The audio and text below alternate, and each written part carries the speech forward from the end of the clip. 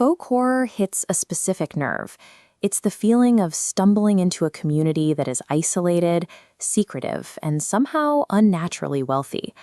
A 3-minute short story called The Weaver's Dead serves as a precise case study in how these stories function. It isn't a sprawling epic, but a focused look at how horror can be engineered.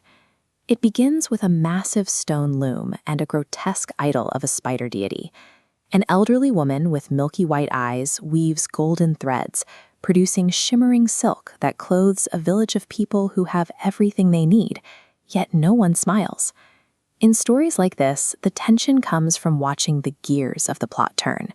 We aren't just waiting to see if the protagonist fails. We are watching to see how the story ensures he has no other choice.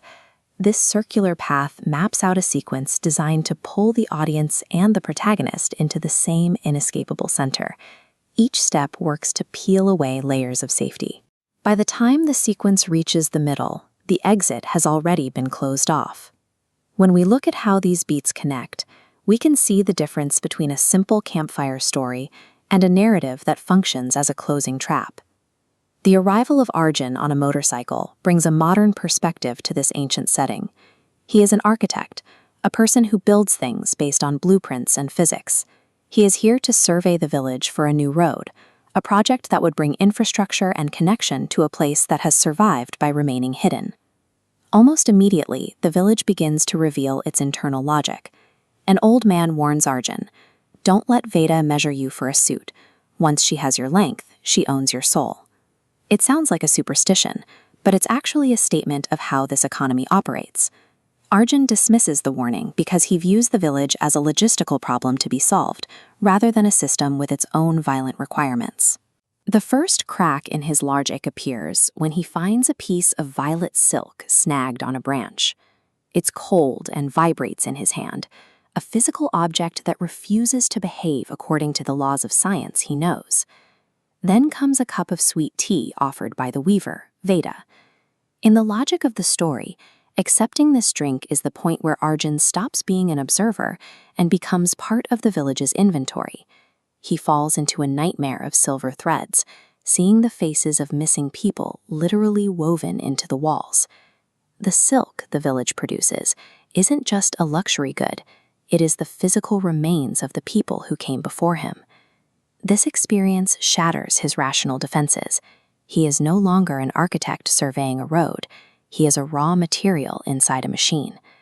Arjun follows a violet light to the mill at midnight and finds Veda at the loom. He sees that the village's wealth isn't a gift from a god, but the result of a very specific manufacturing process that uses human life as its primary fuel. Veda's confession reveals the true hierarchy. The spider deity is a useful story told to the villagers to keep them compliant. In reality, the entire operation is built on her own hunger for power and profit. The villagers finally see the cost of their shimmering clothes. They realize their prosperity was paid for with the lives of their own children. The mob turns on Veda, pushing her into the heavy gears of her loom. The machine that created wealth becomes the tool of her execution. This feels like a resolution. The villain is gone and the gears have stopped. But the story has one more turn to make. Morning returns, and the village is transformed.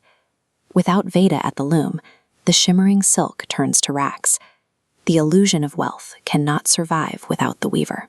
Arjun leaves the village behind, riding his motorcycle away from the forest, seemingly the only survivor of the encounter. But as he stops to look in his mirror, his eyes flash with a violet spark. He reaches into his pocket and pulls out a silk handkerchief, a small piece of the very system he thought he escaped. He begins to hum the same dark melody Veda used at the loom.